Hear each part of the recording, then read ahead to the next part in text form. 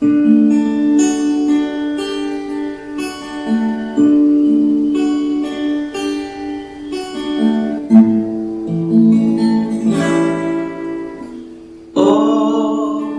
alangkah dalamnya kekayaan hikmat dan pengetahuan Allah. Oh, alangkah dalamnya kekayaan hikmat dan pengetahuan Allah. Sungguh tak terselidiki keputusannya. Sungguh tiada terselami jalan-Mu Tuhan.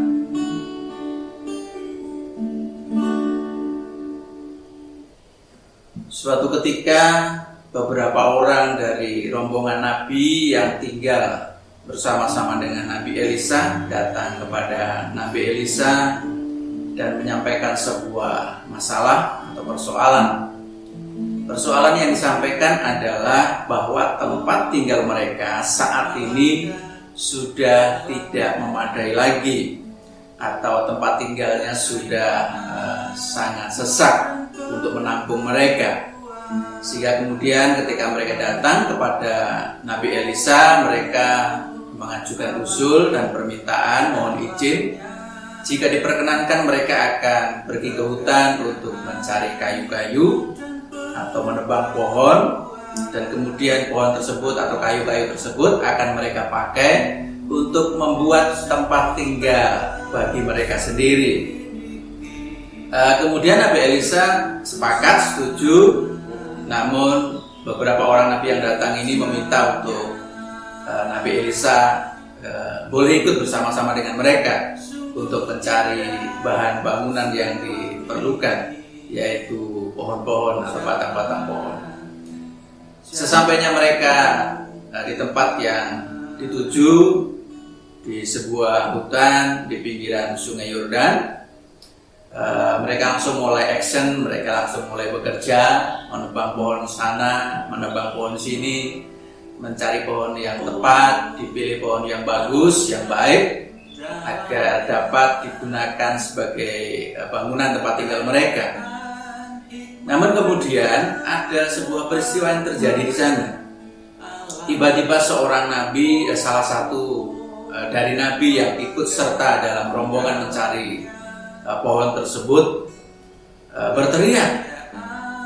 Dia berteriak, mata kapakku lepas, mata kapakku jatuh ke sungai. Dan kemudian juga dia mengatakan, ini adalah kapak pinjaman. Mendengar suara teriakan itu, Nabi Elisa segera datang menghampirinya dan bertanya, di manakah letak mata kapak tersebut jatuh? Jadi mata kapak ini dipakai, lepas dari tangkainya, dan kemudian jatuh ke sungai. Jadi dia tenggelam.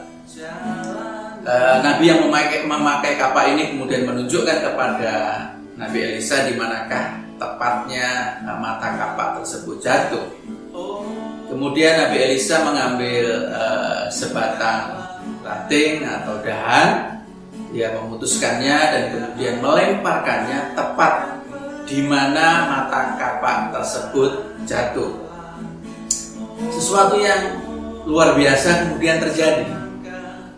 Setelah Nabi Elisa melemparkan batang dahan tersebut ke tempat yang diduga mata kapak tersebut jatuh, maka kemudian mata kapak ini timbul ke permukaan air, dan Nabi Elisa langsung mengatakan, cepat ambil.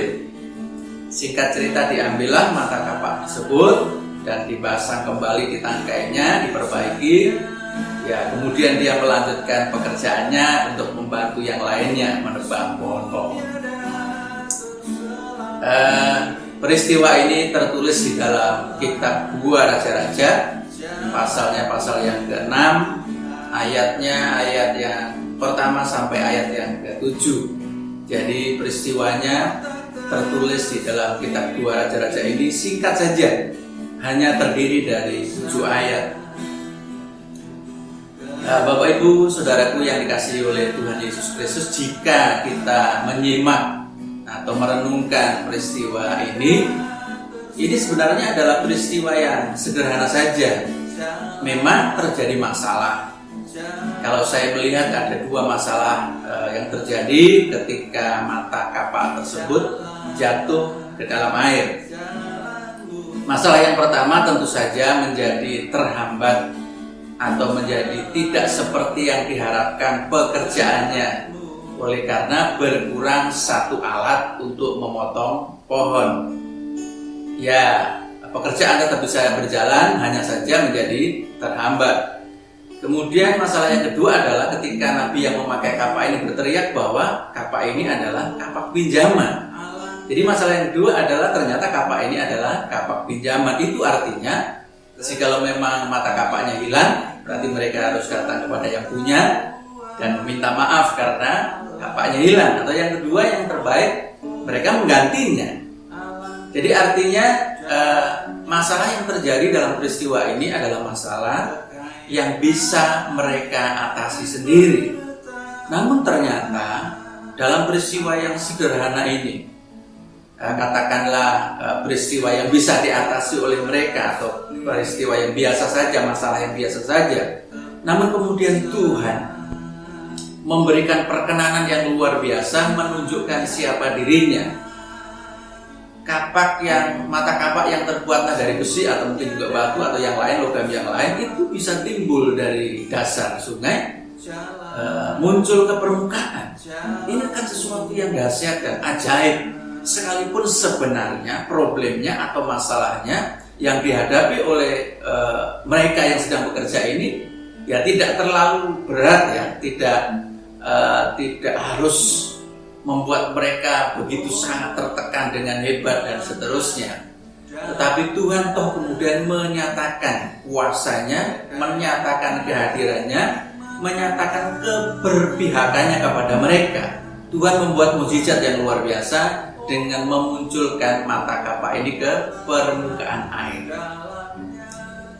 Bapak Ibu Saudara yang dikasihi oleh Tuhan Yesus Kristus, jika kita merenungkan peristiwa yang terjadi ini, tentu saja kita bisa mengambil pelajaran, atau bahasa umumnya itu kita bisa mengambil hikmahnya, bahwa ternyata Tuhan itu atau Tuhan kita itu memiliki selalu kerinduan untuk bersama-sama dengan kita, selalu memiliki kerinduan untuk hadir dalam kehidupan kita, selalu memiliki kerinduan untuk terlibat di dalam segala hal, segala aspek dalam kehidupan kita. Bahkan hal-hal mungkin yang dianggap kecil atau remeh, yang sebenarnya bisa kita atasi sendiri.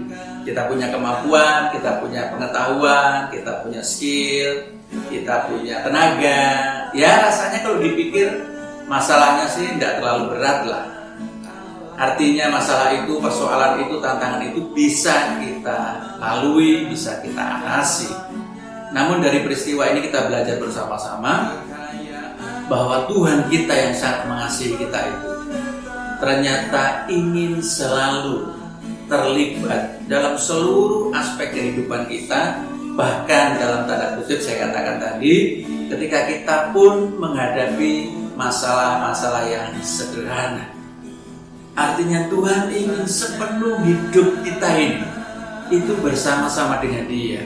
Dia merindukan selalu kita ini melihat Dia ada dan akan menyatakan hal yang luar biasa.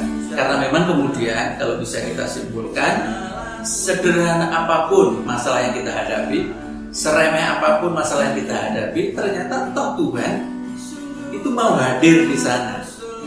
Kalau di dalam Roma 8, ini ayat yang disukai oleh banyak orang Kristen. Roma 8 ayat 28, Tuhan ikut ada di sana dalam semua persoalan, tantangan, masalah dalam kehidupan kita. Masalah beratkah, masalah sedangkah, atau masalah kecil, Tuhan ada di sana untuk apa? Untuk mendatangkan kebaikan. Karena memang dari peristiwa itu kemudian semakin melekatlah hati mereka kepada Allahnya, kepada Tuhannya. Oleh karena Dia ternyata ada, bahkan dalam kondisi persoalan yang sederhana. Mereka sedang mencari kayu, kemudian dapat persoalan yang sebenarnya sekali lagi bisa mereka atasi sendiri. Mereka sudah dapat jalan keluarnya. Tinggal datang kepada yang punya kapak, minta maaf, atau lebih baik diganti. Pekerjaan juga masih bisa dilanjutkan, sekalipun berkurang alatnya untuk mengerjakannya.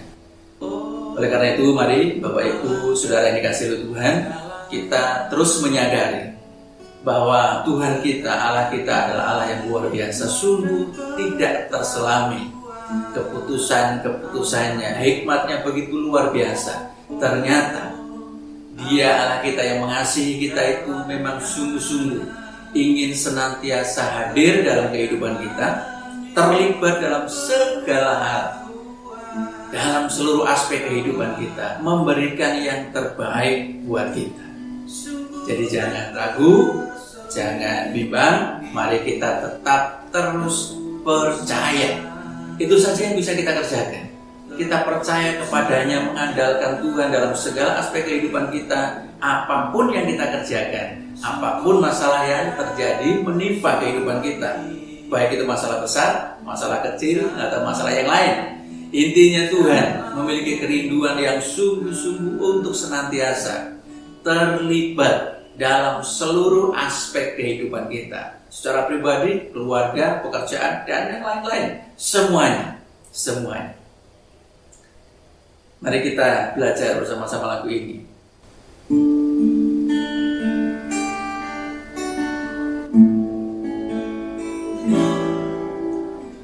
Oh, alangkah dalamnya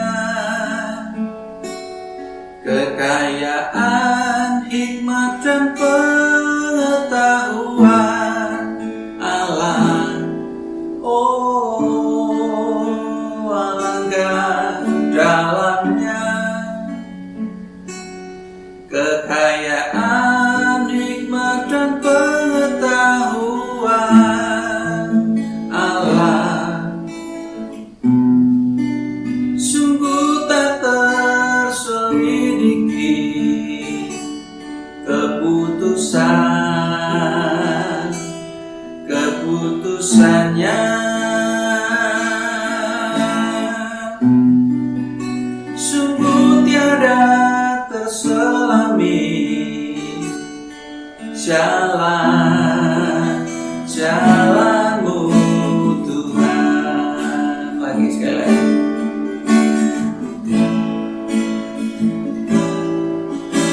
Oh, alangkah dalamnya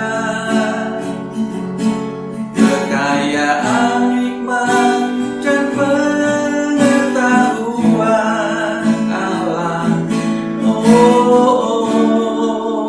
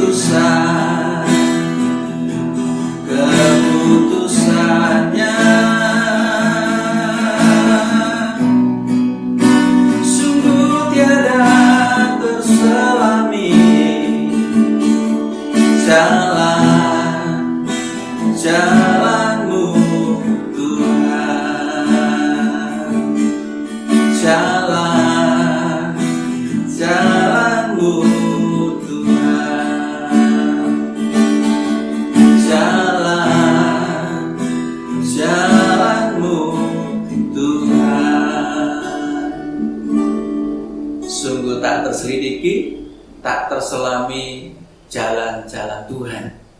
Sungguh Dia tahu persis semua yang terjadi dalam kehidupan kita. Terima kasih, Tuhan Yesus memberkati. Shalom.